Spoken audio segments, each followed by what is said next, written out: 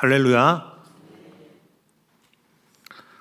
우리 인생에는 정말 내 힘으로 해결할 수 없는 문제들이 있습니다. 살아보다 보면 시간이 지나가면 해결될 줄 알았는데, 돈이 있으면 해결될 줄 알았는데 돈으로도 해결되지 못한 그런 문제가 있다는 것이지요. 또한 사람을 잘 만나면 해결될 줄 알았는데 사람을 만나보니 사람에도 한계가 있다라고 하는 것입니다. 또한 어떤 분들은 몸의 병 때문에 매일매일이 고통스럽고 매일매일이 무너진 삶 속을 살아가시는 분도 계십니다. 또 어떤 분들은 자녀들 때문에 정말 사람을 걷는 것 같은 느낌을 가지면서 하루하루를 살아가는 분도 계십니다. 또 어떤 분들은 마음의 상처 때문에 매일매일 그것이 떠올라서 자신의 정신세계를 누르고 하기 때문에 밤잠을 못 이루는 분도 계십니다.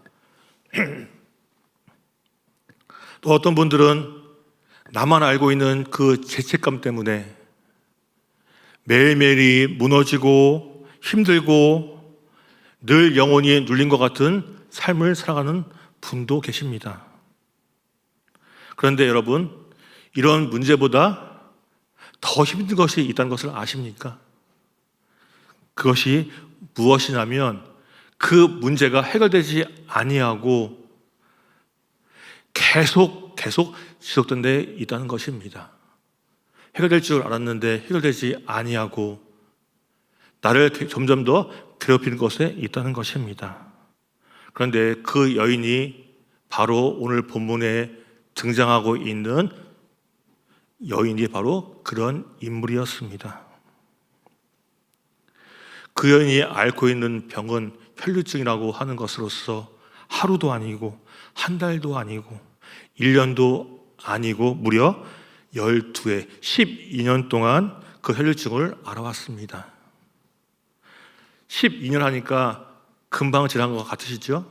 제가 한 가지 예를 듣겠습니다.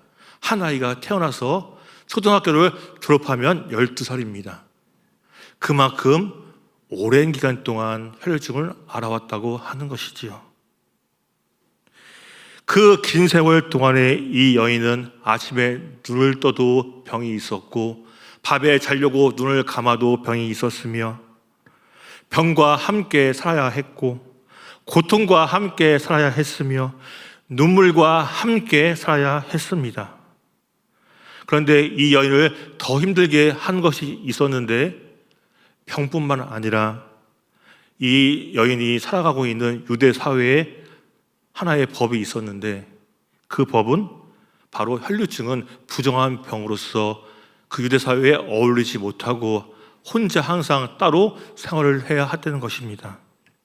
레위기 율법에 따르면 혈류증에 있는 사람은 종교적으로 부정한 사람으로서 취급되었습니다.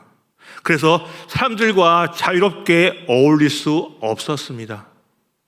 예배의 자리에 나오고 싶었지만 나올 수 없었고 사람들은 그녀를 피했고 가까이 하기를 꺼려했습니다.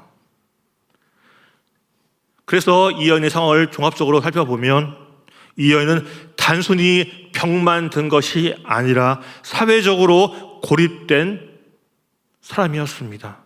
몸도 아프고 마음도 아프고 관계도 끊어져 있고 병도 고통스러운데 외로움까지 더해진 것입니다.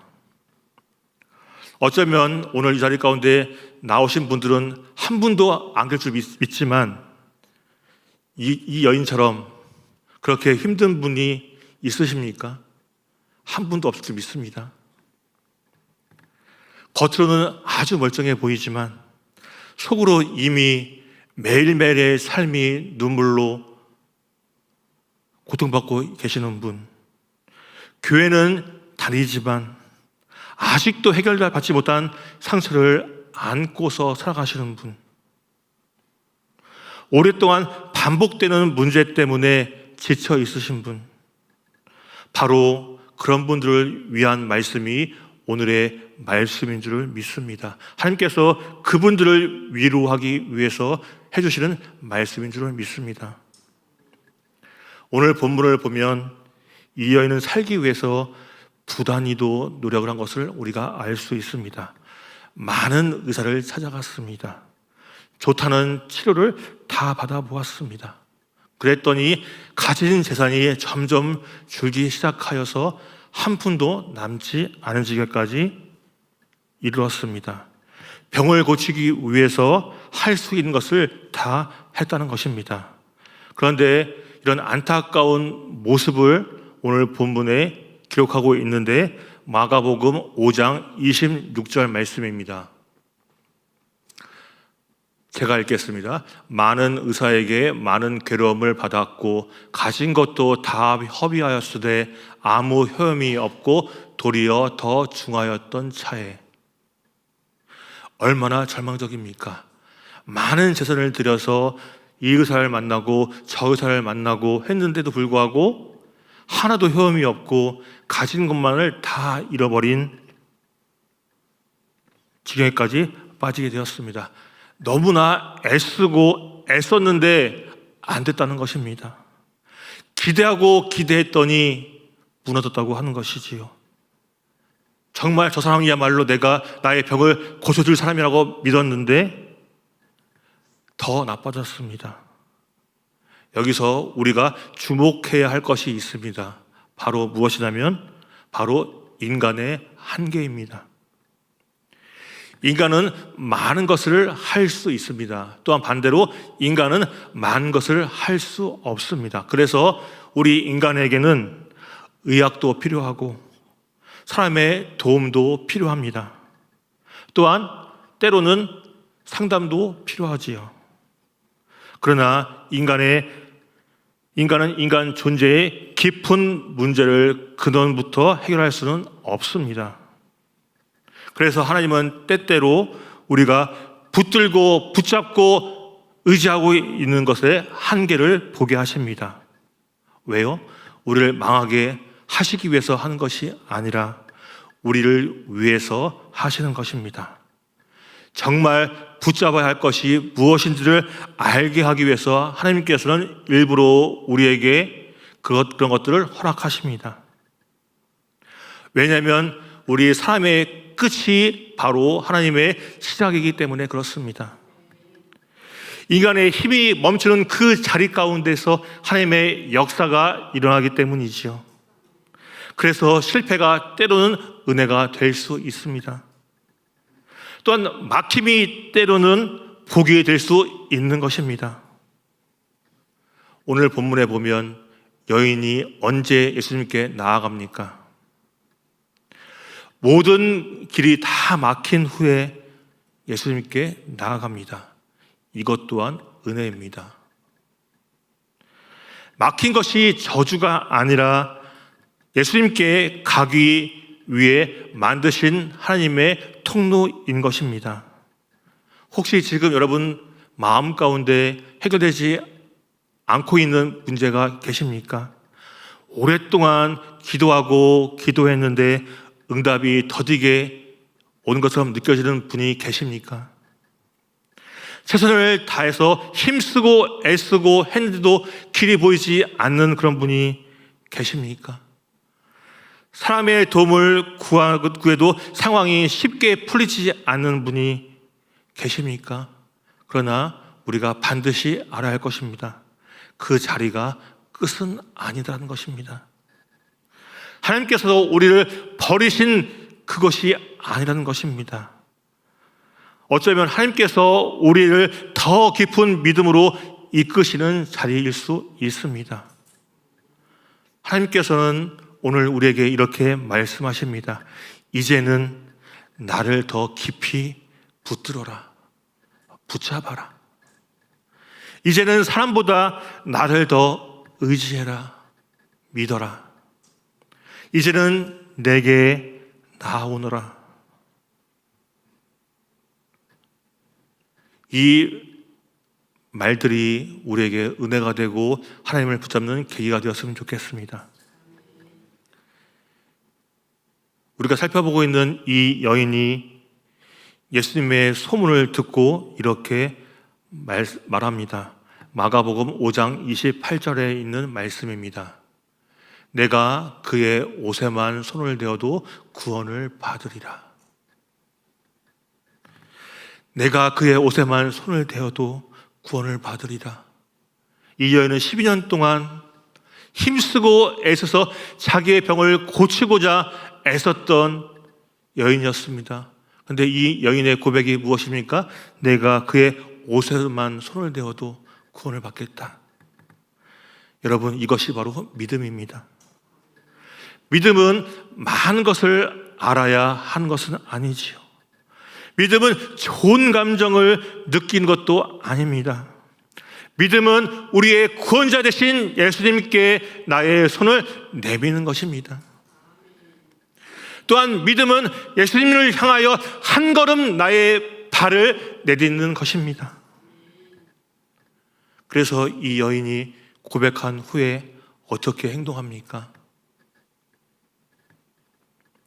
이 여인은 군중이 움집되어 있는 곳으로 발걸음을 향해서 예수님께 한 발을 내딛습니다. 사람들의 틈을 비집고 들어갑니다. 얼마나 두려웠겠습니까? 앞서 말씀드린 대로 이 여인은 어떤 여인입니까? 부정한 여인입니다. 감히 사람들 틈에 낄 수 없는 여인이었습니다. 그런데 이 여인이 예수님을 향하여 한 걸음 내딛습니다. 얼마나 두려웠겠습니까? 들키면 무슨 망신입니까? 누구 한마디만 해도 이 여인의 심장은 오그라들 것이고 이 여인의 간은 쪼그라들 것이며 살 수조차 없고 도망가기 바쁘게 될 것입니다. 사람들이 밀쳐내면 어떡하나? 정죄하면 어떡하나? 그러나 그 모든 두려움보다 예수님을 만나고 싶은 마음이 더 컸기 때문에 이 두려움을 다 이겨내고 예수님께로 한 걸음 한 걸음 내딛었습니다. 왜 그렇습니까? 우리 예수님이 아니면 안 되기 때문입니다. 이것이 바로 진짜 믿음이지요. 예수님이 아니면 안 됩니다, 여러분. 예수님이 아니면 우리의 노력으로 할 수 없습니다. 여러분, 예수님이 아니면 안 된다는 그 믿음을 꼭 가지시기 바랍니다. 이것이 바로 진짜 믿음이라 할 수 있지요. 나의 체면을 다 내려놓고 나의 직분을 다 내려놓고 나의 사회적 지위와 모든 것을 다 내려놓고 나의 자존심을 내려놓고 나의 계산을 다 내려놓고 마지막 소망이신 우리 예수님을 붙드는 것, 그것이 바로 믿음인 것입니다. 다시 한번 생각해 보길 원합니다. 이 여인은 12회 동안 실패만을 경험했습니다. 이 의사를 만나면 성공할까 싶었지만 실패했습니다. 또 이 의사를 만나면 고침을 받을까 했지만 실패했습니다. 12년 동안 매일매일의 실패를 거듭하며 살았습니다. 처음에는 어땠을 것 같습니까, 여러분? 희망이 있었겠죠. 이 병 금방 낫겠지. 저 의사 만나면 금방 나을 거야 라고 하는 희망이 있었습니다.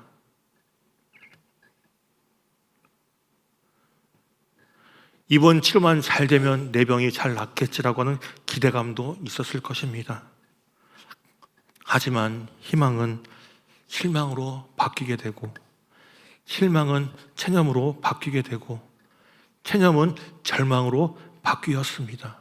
그런데 이 여인 미련한 건지 모르겠지만 끝까지 포기하지는 않았습니다. 이 의사가 아니면 다른 의사 만나고 그러다 지금까지 오게 된 것입니다. 사탄이 우리를 무너뜨리는 가장 강력한 방법을 제가 소개하겠습니다. 어떤 것이냐면 문제보다 더 큰 문제를 우리에게 주는 것이 아니라 바로 포기하게 만드는 것입니다. 너는 안 돼. 내가 뭘 해? 하나님이 너는 도와주지 않을 거야. 이 문제는 평생 해결되지 않을 거야라고 하는 것입니다. 그런 생각을 사탄이 심어줍니다. 이 여인은 아무것도 없이 벌어진 여인과 같았습니다. 하지만 그의 마음 가운데 믿음이 있었습니다. 돈이 없어도 믿음은 있었습니다. 건강은 없어도 믿음은 있었습니다. 사람들의 인정은 잃었지만 예수님을 향한 소망은 잃지 않았습니다. 그리고 이 작은 믿음이 기적을 만들어낸 것을 우리가 잘 알고 있습니다. 수많은 사람들이 예수님을 애워쌌습니다. 서로 예수님에게 가까이 가려고 밀었습니다. 예수님 주변에는 사람들이 몰려 있었지요. 그런데 갑자기 예수님께서 멈춰 서시더니 이렇게 말씀하십니다. 마가복음 5장 30절에 기록되어 있는 말씀입니다. 누가 내 옷에 손을 대었느냐?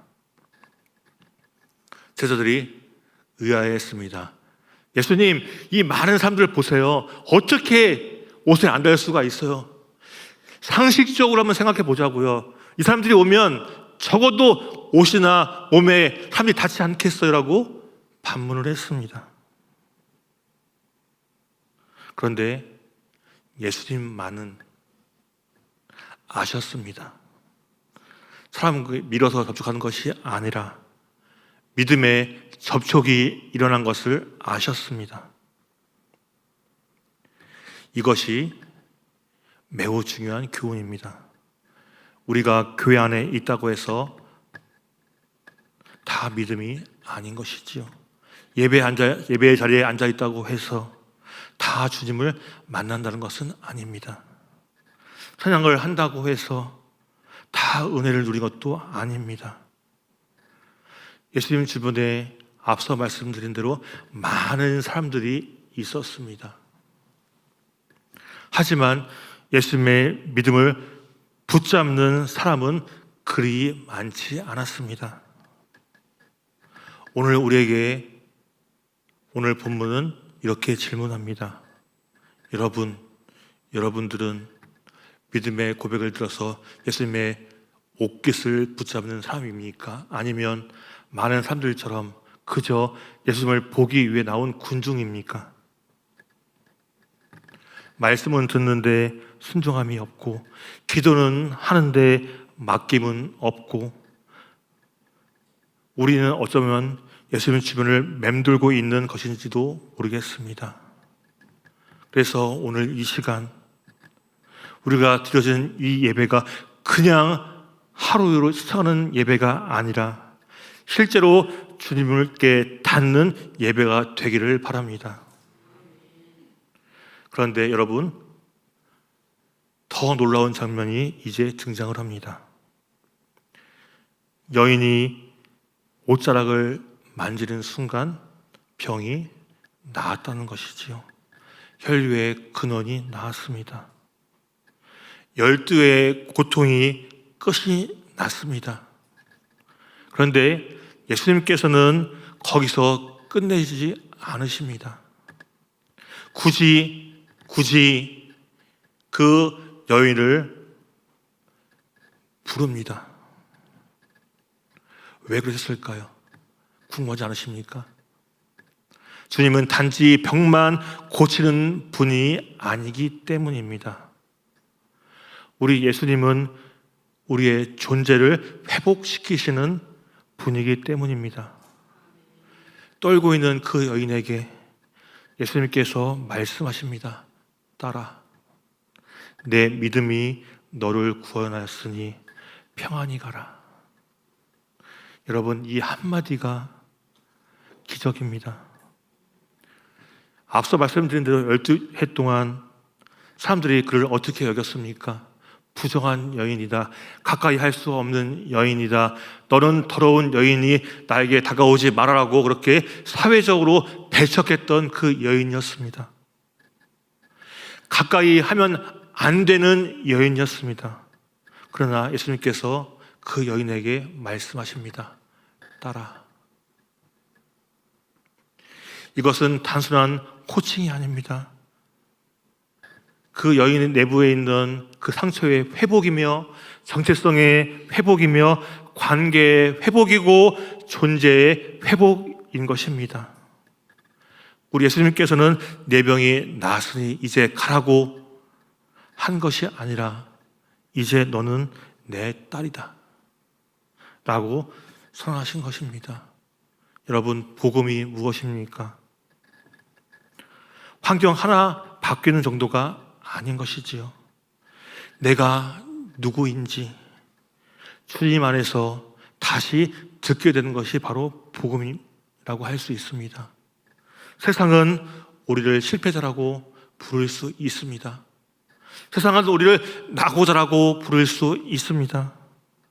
세상은 우리를 상처 입은 자라고 부를 수 있습니다. 세상은 우리를 죄인이라고 부를 수 있습니다. 그러나 우리 주님께서는 우리에게 말씀하십니다. 내 아들아, 내 딸아. 오늘 우리가 이 예배 시간에 들어야 할 음성이 바로 이 음성이 줄을 믿습니다. 여러분, 지금 무엇을 붙잡고 계십니까? 돈입니까? 아니면 사람입니까? 아니면 내가 그동안 경험하고 쌓아 올렸던 커리어입니까?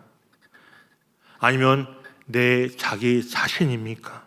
이제 그것들을 내려놓으시고 주님의 옷자락을 붙드시기 바랍니다. 그래서 하나님, 저는 할 수 없어요.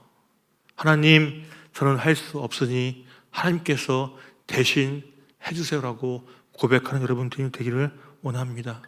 또한 하나님, 저에게는 아무것도 없어요. 오직 하나님 한 분뿐입니다라고 하는 고백하는 여러분이 되시기 바랍니다. 예수님의 옷자락만이라도 붙잡겠습니다라고 하는 그 믿음의 고백이 여러분의 고백이 되기를 원합니다. 믿음은 크냐 작으냐가 중요한 것이 아니지요. 바로 믿음의 대상이 누구인가 하는 것에 있습니다. 작은 믿음이어도 괜찮습니다. 떨리는 믿음이어도 괜찮습니다. 눈물이 마르지 않는 믿음이어도 괜찮습니다. 오직 예수님을 향한 믿음이면 됩니다. 오늘 이 예배가 그저 주님을 스쳐 지나가는 군중의 모습이 아니라 우리 예수님께 실제로 닿는 은혜의 시간이 되시기를 바랍니다. 또한 오래된 눈물이 멈춰지기를 바랍니다. 오래된 상처가 치유되기를 바랍니다. 오래된 죄책감이 십자가 아래에서 녹아지기를 바랍니다. 오래된 절망이 소망으로 바뀌어지기를 바랍니다. 그리고 오늘 모두가 다시 우리 예수님의 음성을 듣기를 원합니다. 아들아, 딸아, 내 믿음이 너를 구원하였으니 평안히 가라. 이 은혜가 오늘 우리 모인 성도들에게 충만히 임하시기를 우리 주 예수 그리스도의 이름으로 축원합니다.